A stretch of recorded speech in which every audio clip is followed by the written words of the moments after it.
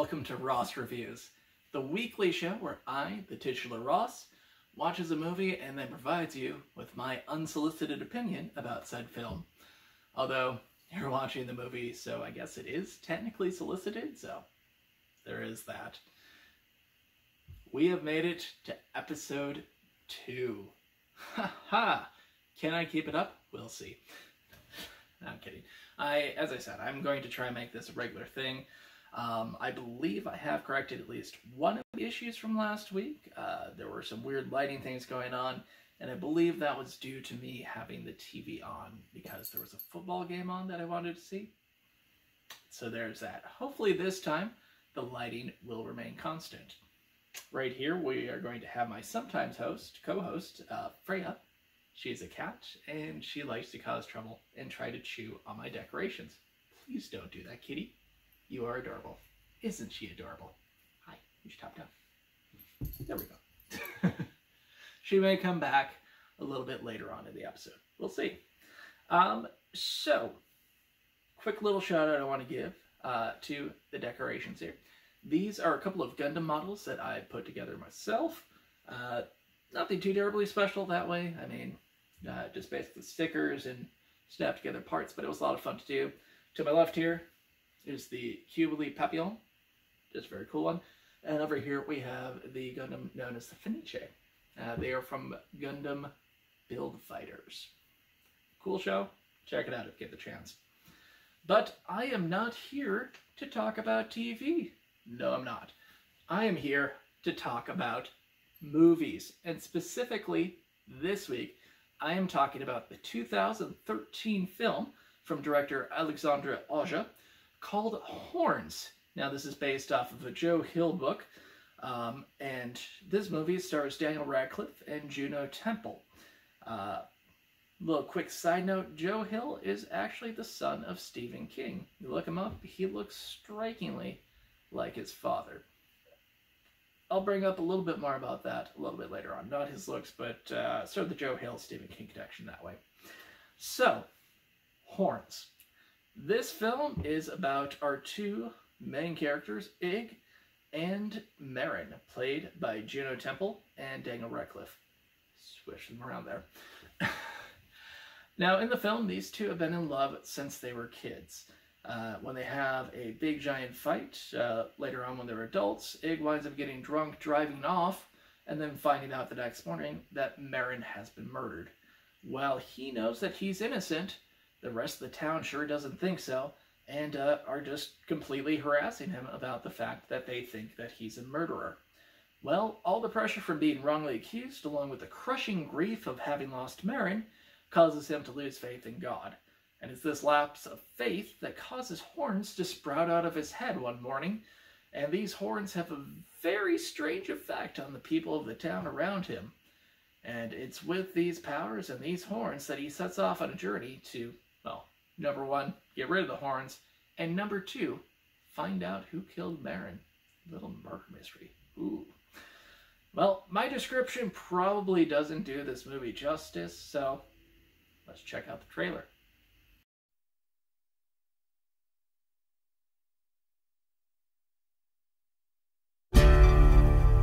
I'm gonna love you for the rest of my life. Just love me for the rest of mine. Please, you have to believe me. I loved her. What does it feel like to get away with murder? God to save your soul. I should ask the devil to punish whoever killed her. You know, you don't have to convince me. I believe you. Why are you protecting me? Because if I did anything to her, then I'm a monster.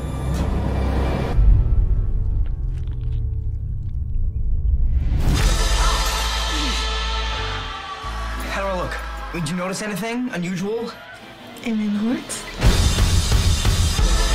What are they? You know how I think we should proceed? I should grind me up some OxyContin and have a little snort.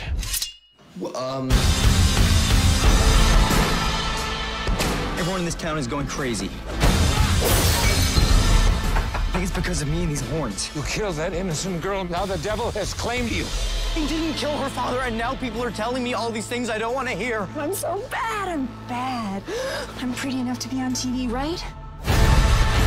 We gotta figure out who really killed Marin and get him to confess. Ig, I would never hurt her. Tell me everything that happened.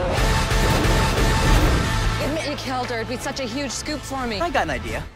How about you guys beat the heck out of each other, and the winner gets an exclusive interview with me?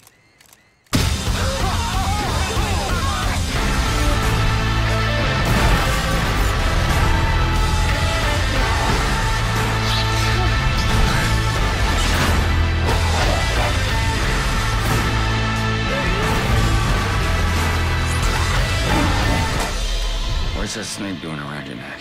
Made a new friend. Are those horns? Damn right, they're horns.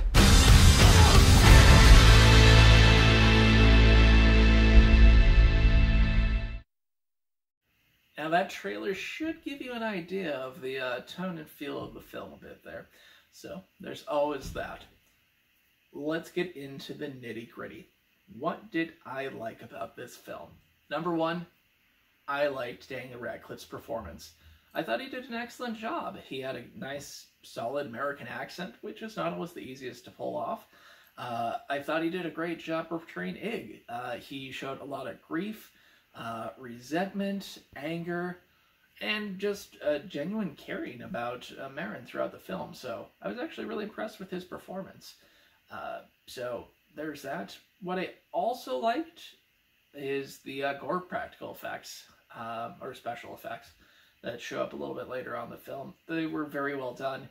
That's not terribly surprising considering the fact that Alexandre Aja, the director, is a known horror director. So he kind of knows what he's doing in that realm. So there's always that. Other things that I enjoyed. I liked the bits of pitch black comedy that were sprinkled throughout. It kind of, added a nice change up to the somber tone that was kind of permeating the first part of the film. I also really enjoyed the child actors. There were stretches of the film that were flashbacks to when Ig and Marin were kids. They cast very good kid actors to cover for it. A lot of times that is a weak point in the film, but the kids that they had were great. It was kind of like watching the first season of Stranger Things, being like, dude, these kids are really good.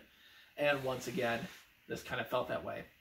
And the other thing I wanted to bring up is I liked the fact that this adaptation did have scenes with the kids. The main reason being was that when those scenes occurred, it felt like an adaptation of a Stephen King work. Kind of like Stranger Things kind of had that Stephen King vibe going through it. The scenes with the kids had that kind of vibe going through it. And in a good way, not in a bad way, not in a copycat way in any way. And so it's nice to see, that much like adaptations of Stephen King's works, adaptations of Joe Hill works can sort of have the same thing that way. I really appreciated those scenes quite a lot. Some things I didn't care for in the film. I felt like there were some odd tonal shifts that happened throughout. Towards the end of the film, when Daniel Radcliffe's character of Ig has to take a turn and kind of, reach the end of his arc, the build up to that feels a little abrupt and not quite well spelled out. So that was one thing I had an issue with. Another thing was just sort of the structure of the film itself. It does feel like it could have used a little more time in the editing bay, to be honest, to kind of split up the sections between the flashbacks and the current settings. Now, there's nothing wrong with how they are. It's just there are times that it feels like it's two separate movies, and when you wind up switching back, it is a little bit jarring. You just kind of wonder, I wonder if that could have been tightened up, or if it could have been split a little bit more between the past and present to maybe make it flow a little better. Another thing that I didn't care for too much was the ending itself. I'm not saying that was a bad ending by any stretch, but it was a little bit lacking, to be honest.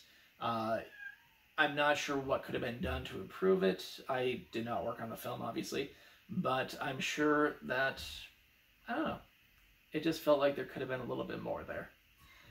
My only other major complaint about the film was Juno Temple, who played Baron. Her final scenes, I was not overly impressed with her acting in it. I'm not sure if it was a matter of the direction or if it was just something that night that wasn't clicking. It just kind of felt a bit overwhelming, and that was a little bit disappointing, to be honest. I mean, overall, I thought she did pretty decently with the film, but it may have also just been a matter of she didn't have the most to work with throughout. Who knows? I can't really say. But overall, Horns, I would recommend this movie.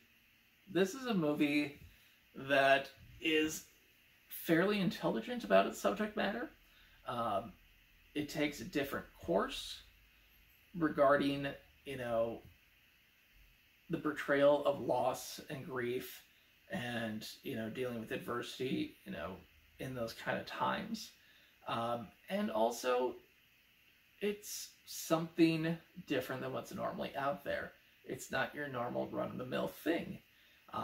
It is going to challenge you with some pitch black comedy, you know, in moments of, you know, real emotion. So there is always that.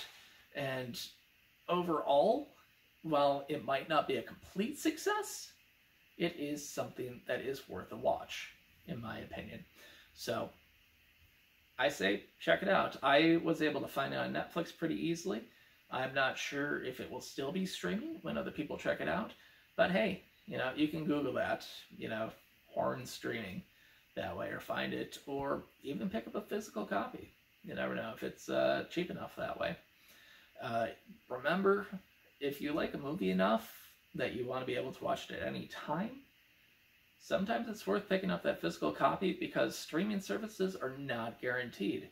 There's some big major movies out there that are pretty great that aren't available on streaming, so just keep that in mind. Just my little plug for physical media at some points.